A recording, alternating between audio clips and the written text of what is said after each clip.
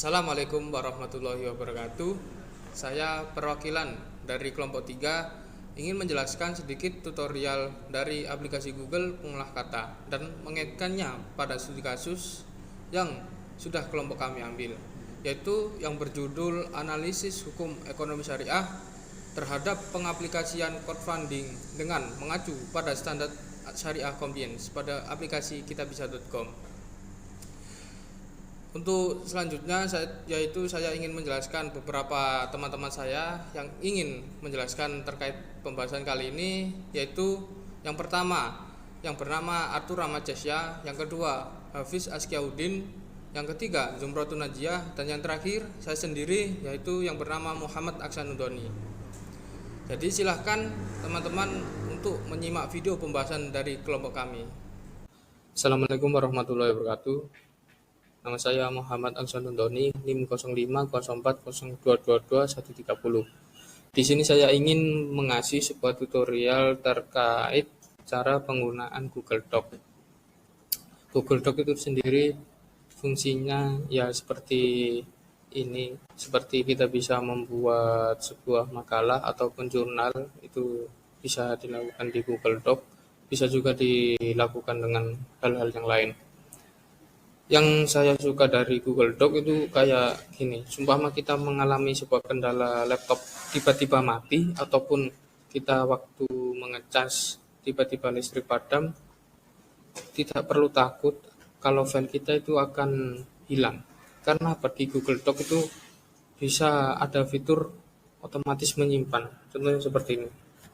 Nah, di sini saya mengetik langsung ada motif untuk menyimpan. Sebenarnya bukan hanya di Google Doc, di fitur-fitur yang lain, contohnya Google Slide juga bisa diterapkan kayak fitur otomatis menyimpan. Dan juga di dalam Google Doc ini bisa kita lakukan cara cepat untuk menggunakan menggunakan daftar isi seperti contohnya seperti ini. Saya ingin membuat daftar isi. Langkah yang pertama kita harus mencet ini, kita rubah ke judul 1. Nah, setelah itu kita lanjut ke bab 1 pendahuluan. Sama ini untuk diklik untuk bagian yang judul 1, bukan yang judul 2. Nah, untuk yang judul 2 itu yang ini. Nah, ini. Itu yang dipencet untuk judul 2-nya. Untuk fontnya ya standarnya saja 12, dan kita harus bold, kita harus kasih huruf tebal. Dan untuk yang rumusan masalahnya juga untuk yang judul 2 ini.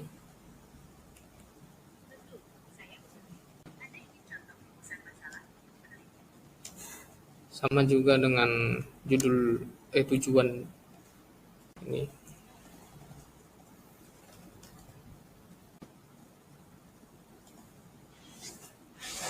Dan bab 2 ini kita kasih judul 1. Kita pindah ke tengah. Kita benarkan ukuran fontnya sama fontnya juga. Kasih judul 1, kita kasih huruf tebal. Itu pun berlaku juga bagi yang ini. Ini yang di judul 2. Nah, ini juga diganti jadi judul 2.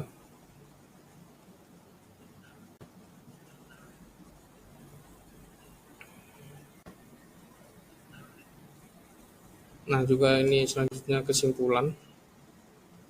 Kesimpulan ini di judul 1. Terus fontnya juga ini sudah benar. Sekarang ini sudah benar judul 2. Nah, sekarang di daftar pustaka. Ini di judul 1. Baik, sekarang langsung ke ininya. Setelah itu kita klik sisipkan, kita pilih yang ini, yang ada tulisannya daftar isi. Terus kita bisa milih yang pakai teks biasa, titik-titik, atau yang link. Biasanya itu yang titik-titik, biasanya buat makalah. Nah, langsung seperti ini. Langsung otomatis kita tanpa ribet-ribet pakai titik-titik, nggak perlu. Baik, itu saja tutorial terkait cara penggunaan aplikasi. Baik, Assalamualaikum warahmatullahi wabarakatuh. Di sini saya bernama Arthur Rama, NIM 151. Di sini saya akan menjelaskan tentang tutorial tata cara penggunaan pada aplikasi yang bernama Google Search. Bisa dilihat di sini, seumpama kita akan mencari sebuah jurnal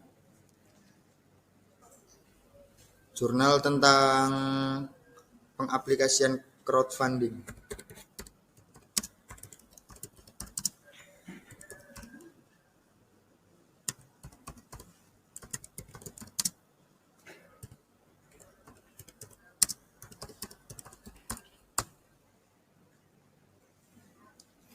Bisa kita lihat di sini beberapa jurnal yang telah muncul tentang pengaplikasian crowdfunding itu sendiri. Kita bisa memilih beberapa jurnal atau mungkin beberapa buku yang ingin kita cari sebagai sumber dari referensi kita. Kita ambil contoh satu jurnal saja yang di atas.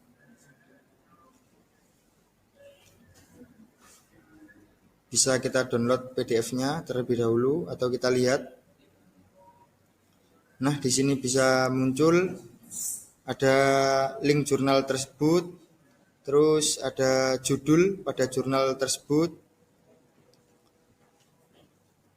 Ini nama penulis, kemudian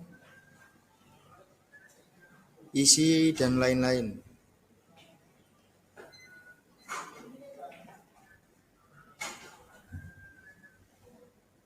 Nah, kita bisa lihat teman-teman di sini juga ada beberapa jurnal lagi yang mungkin cocok untuk menjadi sumber referensi pada studi kasus kita.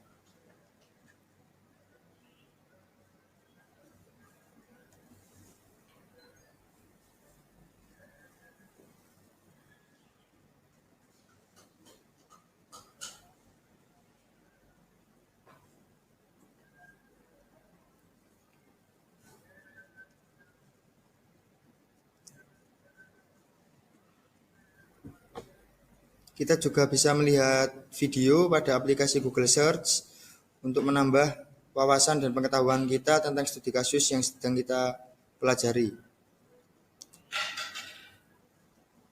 Begitu pula juga gambar, juga bisa kita lihat. Di sini sudah tertera beberapa jurnal mungkin, akan tetapi juga sebuah gambar ya teman-teman. Nah, sekian video dari saya.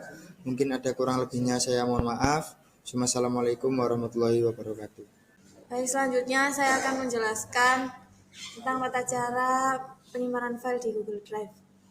Sebelumnya, Google Drive itu seperti tempat penyimpanan di internet ya teman-teman. Buat kita menyimpan berbagai file, misalnya foto, dokumen, video, atau file penting lainnya. Jadi kita nggak perlu takut file akan hilang yang tersimpan secara online. Dan kalau mau ngasih file ke teman atau keluarga, kita bisa share link. Dan kita harus menyetingnya dulu untuk umum agar semuanya bisa masuk ya. Lanjut, langsung saja kita buat folder baru. Kita kasih nama tugas aplikon.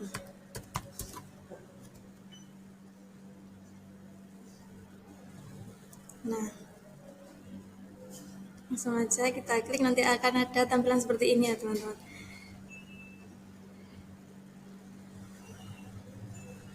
Kita buka. Nah, ini merupakan referensi dari kelompok kami, kelompok 3 ya teman-teman. Referensi dari jurnal kami.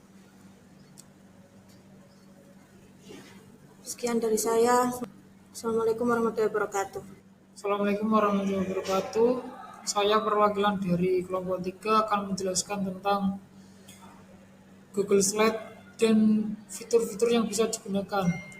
Yang pertama kita masuk ke Google, langsung ketik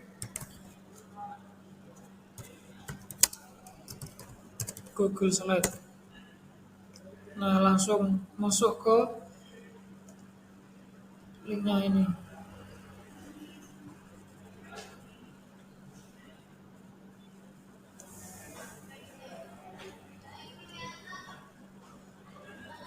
Untuk pada tampilan pertama ini bisa digunakan untuk menulis apa yang mau dibahas pada slide tersebut.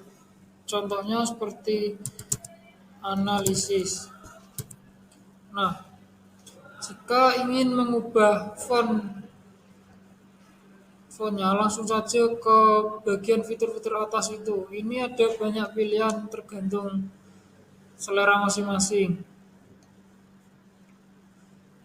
Selanjutnya jika ingin mengubah ukuran fontnya menjadi lebih besar atau menjadi lebih kecil, saya langsung geser ke samping kanan. Yang selanjutnya jika ingin menebalkan tulisan langsung saja ke fitur yang ada huruf B ini.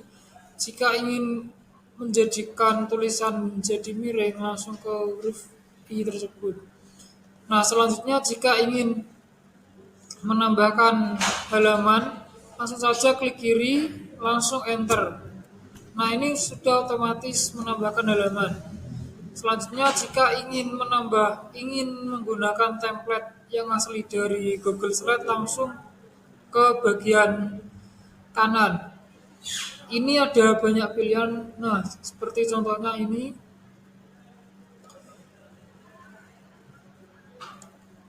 Nah, yang selanjutnya kami akan menampilkan yang sudah dibuat dari kelompok kami.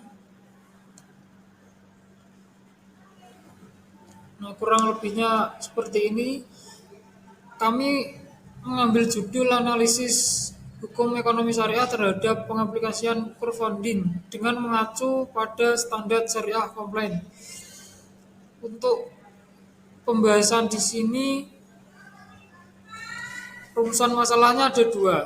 Yang pertama, bagaimana pengaplikasian crowdfunding yang sesuai dengan prinsip syariah komplain. Yang kedua, bagaimana penerapan akad syariah dalam crowdfunding dan pengembangan aplikasi komputer yang mendukung. Nah, yang selanjutnya dasar teori. Dasar teori yang kami gunakan ini untuk menulis tulisan tersebut. Yang pertama, syariah komplain kepatuhan terhadap prinsip-prinsip hukum Islam dalam seluruh aktivitas lembaga keuangan syariah. Yang kedua, syariah komplain merupakan syariah utama agar lembaga keuangan syariah dianggap sah menurut Islam dan dapat dipercaya oleh masyarakat. Yang terakhir, ruang lingkup penerapan syariah komplain, yaitu adanya Dewan Pengawasan Syariah atau DPS. Nah, cukup itu saja penjelasan dari saya. Kurang lebihnya mohon maaf. Wassalamualaikum warahmatullahi wabarakatuh. Cukup sekian sedikit pembahasan dari kelompok kami. Kurang lebihnya mohon maaf. Wassalamualaikum warahmatullahi wabarakatuh.